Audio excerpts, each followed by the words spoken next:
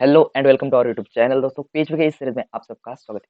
PHP code से related आज हमारा 31st ट्यूटोरियल है और इस ट्यूटोरियल में आज हम एसोसिएटिव एरे के बारे में डिस्कस करने वाले हैं। हम आज यहाँ पर मल्टी डायमेंशनल एसोसिएटिव एरे के बारे में डिटेल में स्टडी करेंगे। मल्टी डायमेंशनल या नेस्टेड एसोसिएटिव एरे, इसे आप ये भी कह सकते हैं। तो चलिए हम अपना कोड कर कर देखते हैं कि हम मल्टी डायमेंशनल एसोसिएटिव एरे का पीएचपी में हम कैसे यूज़ करते हैं। मल्टी डायमेंशनल एसोसिएटिव एरे का यूज़ कर कर आप एक टेबल को यहाँ पर तैयार कर सकते हैं और उसमें जितना चाहे उतना डेटा आप यहाँ पर डाल सकते हैं और उसे एक ही बार में यहाँ पर प्रिंट करा सकते हैं। वो कैसे, वो आज इस वीडियो में हम देखने वाले हैं। तो चलिए वीडियो शुरू करते हैं। तो देखिए दोस्तों, मैं आ गया हूँ अपने वीएस कोड में। अब हम यहाँ पर कुछ एम्प्लॉइज़ का या कुछ स्टूडेंट्स का यहाँ पर डेटा लेते हैं। स्टूडेंट के मार्क्स का यहाँ पर हम आज डेटा लेते हैं और उस डेटा को अब यहाँ पर हम अपने टेबल फॉर्म में यहाँ पर प्रिंट करा कर देखेंगे। टेबल फॉर्म के अलावा एक और प्रिंटिंग स्टेटमेंट का यूज़ करके, प्रिंटिंग फंक्शन का यूज़ कर कर भी हम उसे यहाँ पर प्रिंट कैसे कराते हैं वो देखेंगे। तो चलिए पहले मैं यहाँ पर अपना एक डेटा तैयार कर लेता हूँ स्टूडेंट के मार्क्स का। पहले मैं अपने यहाँ पर पीएचपी को स्टार्ट करता हूँ और यहाँ पर उसे ही एंड भी करता हूँ। अब इसमें हम यहाँ पर डॉलर मार्क्स नाम का एक वेरिएबल लेंगे जिसमें कि हम 4 स्टूडेंट्स का यहाँ पर डेटा डाल देंगे। पहले मैं यहाँ पर आपको बता देता हूँ, ये एक एसोसिएटिव एरे है और ये एक नेस्टेड एरे है। इस नेस्टेड एरे का मतलब होता है एरे के अंदर एरे, मतलब यहाँ पर 2 एरे होंगे। एक अंदर का एरे होगा और एक बाहर का होगा। अंदर हम एरे के अंदर हम कि चाहे जितने भी चाहे एरे को यहाँ पर डाल सकते हैं। 3-4 कितने भी एरे आप यहाँ पर स्टोर करा सकते हैं। जो आउटर एरे होगा वो एक होगा और उसके अंदर आप कितने भी एरे स्टोर कर सकते हैं। अब मैं यहाँ पर आउटर एरे में यहाँ पर 4 एरे लूँगा जिसमें हम यहाँ पर स्टूडेंट्स का डेटा यहाँ पर स्टोर करेंगे। तो देखिए पहले मैं यहाँ पर एक आउटर एरे को यहाँ पर बना लेता हूँ और उसमें अब हम यहाँ पर पहला स्टूडेंट लेंगे जिसका नाम होगा कृष्णा और कृष्णा के अंदर हम उसके मार्क्स को यहाँ पर स्टोर करेंगे। उसमें भी हम यहाँ पर एक एरे बनाएंगे। अ, हम यहाँ पर 3 सब्जेक्ट लेंगे, फिजिक्स,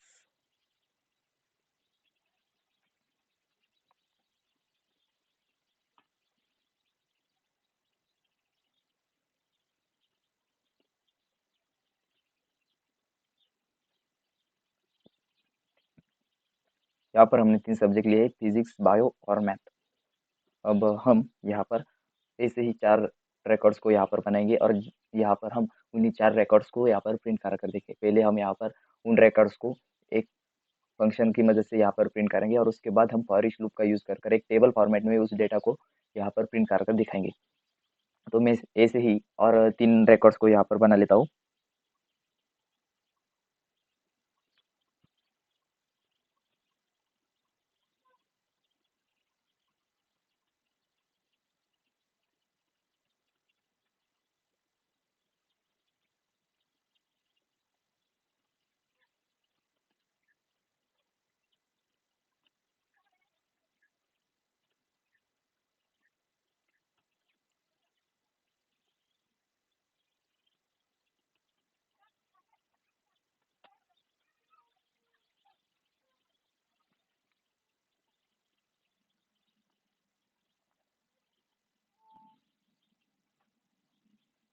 तो देखिए दोस्तों, हमारा जो डेटा है वो यहाँ पर स्टोर कर लिया है हमने।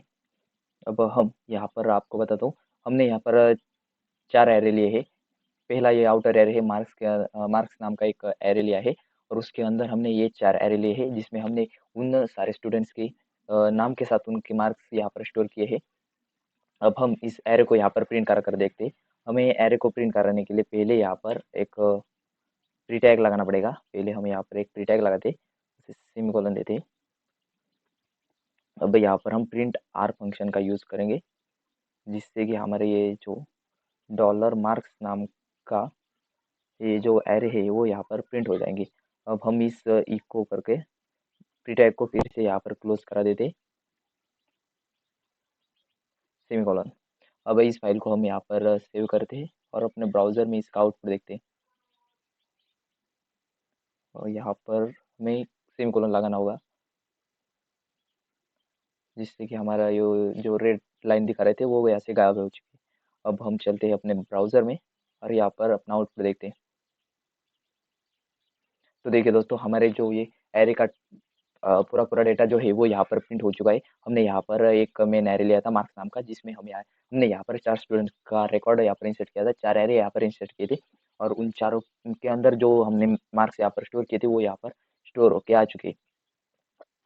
अब हम यहाँ पर इस पूरे के पूरे एरे को यहाँ पर टेबल फॉर्मेट में अगर हम यहाँ पर प्रिंट करना चाहें, तो उसके लिए हमें यहाँ पर फॉर ईच लूप का यहाँ पर यूज़ करना पड़ेगा। फॉर लूप का यूज़ कर कर भी हम यहाँ पर इसे प्रिंट करा सकते हैं, लेकिन फॉर लूप का यूज़ हमें थोड़ा डिफ़िकल्टी देता है, इसलिए हम यहाँ पर अब इस फॉर ईच लूप का ही यूज़ करेंगे।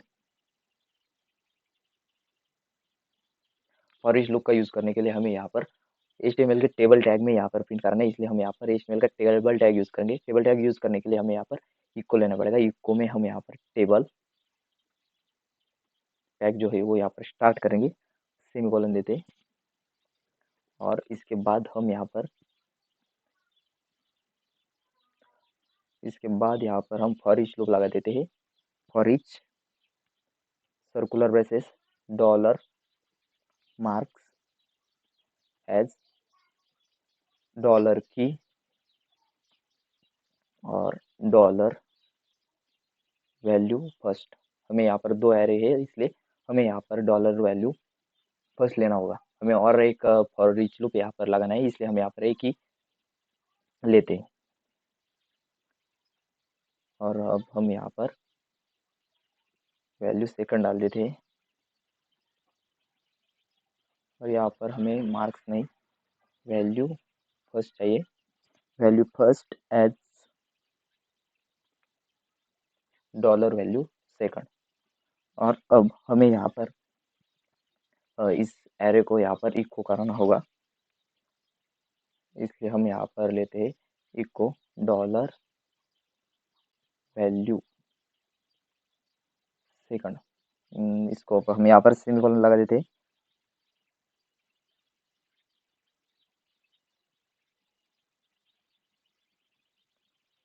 और हमें यहाँ पर जो है यहाँ पर भी एक इक्को लगाना होगा। इक्को इक्को डॉलर की सेमीकोलन। और अब हमें ऐसा यहाँ पर डेटा को प्रिंट कराना है। अब हम यहाँ पर और एक इक्को लगा देते हैं और यहाँ पर एक BR टैग लगाते हैं, जिससे कि हमारा जो डेटा होगा वो यहाँ पर अलग अलग लाइन में आ जाएगा। अब हम अपने ब्राउज़र में इसको प्रिंट करा के देखते हैं। नहीं,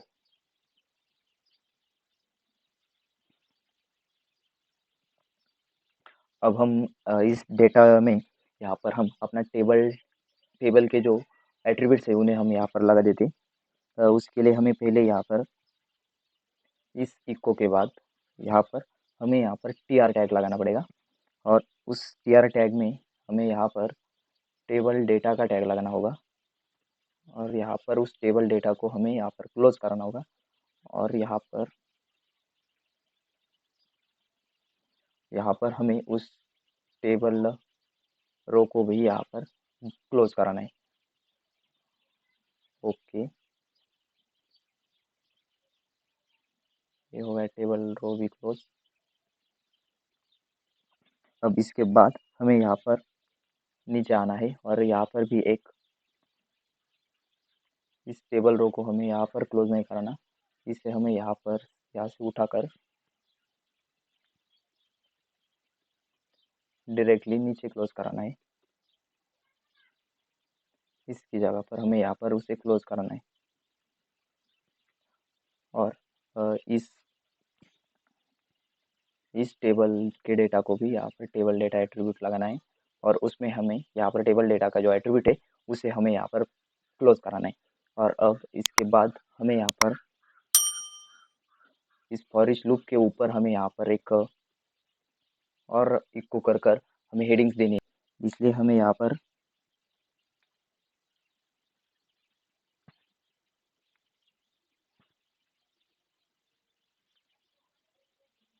अब हमें यहाँ पर एक इक्को टेबल टैग को भी यहाँ पर लगाना है, क्लोजिंग टेबल टैग। अब हम यहाँ पर इसे फिर से रिफ्रेश कर दें।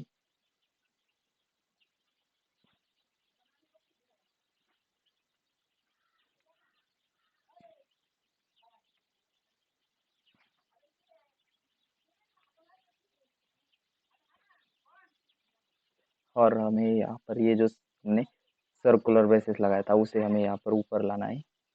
और देखिए यहाँ पर हमने जो पूरा डेटा डाला था वो यहाँ पर प्रिंट होकर आ चुका है। हमने ये जो करली ब्रेसेस था वो यहाँ पर नीचे लिया था, इसलिए हमारा डेटा जो है वो प्रिंट नहीं हो रहा था। ऐसे हमने जो यहाँ पर हर एक स्टूडेंट के यहाँ पर तीन तीन रिकॉर्ड्स यहाँ पर लिए, उन तीन तीन मार्क्स सब्जेक्ट के मार्क यहाँ पर प्रिंट हो चुके। अब हमें यहाँ पर क्या करना है, हेडिंग्स को यहाँ पर लगा देना है। इसलिए हम यहाँ पर इको करते हैं, इको टेबल रो, और यहाँ पर टेबल हेडिंग करा देते, टेबल हेडिंग, टेबल हेडिंग। और अब हम यहाँ पर इसे कंट्रोल डी कर कर हमें यहाँ पर 4 रोज यहाँ पर प्रिंट करानी है, इसलिए 4 हेडिंग्स टैग हम यहाँ पर लगा देते। और इसके बाद हम यहाँ पर इस टेबल रो को यहाँ पर बंद कर देते, क्लोज करा देते। और यहाँ पर हम एक सेमीकोलन लगा देते हैं, जिससे कि हमारा ये जो डेटा है वो यहाँ पर क्लोज हो जाएगा। पहले हम यहाँ पर नेम ले लेते हैं पहले हेडिंग में, और उसके बाद हम यहाँ पर अपने फिजिक्स के मार्क्स डालते। उसके बाद हमारे जो बायो के मार्क्स थे वो यहाँ पर डालेंगे, और उसके बाद हम यहाँ पर मैथ्स के मार्क डालेंगे। अब हम इस फाइल को सेव करते हैं और अपने ब्राउज़र में इसका आउटपुट देखते हैं। पहले हम यहाँ पर बॉर्डर लगा देते, border is equal to 2 pixel, और सेमीकोलन लगा देते। सेमीकोलन नहीं लगाया तो भी चलेगा। अब इसको सेव करते और अपने ब्राउज़र में इसका आउटपुट देखते। तो देखिए दोस्तों, हमारा जो टेबल है वो यहाँ पर प्रिंट हो चुका है। हमारा जो एरेज का डेटा था, स्टूडेंट्स के मार्क्स का डेटा जो था वो यहाँ पर इस टेबल फॉर्मेट में प्रिंट होकर आ चुका है।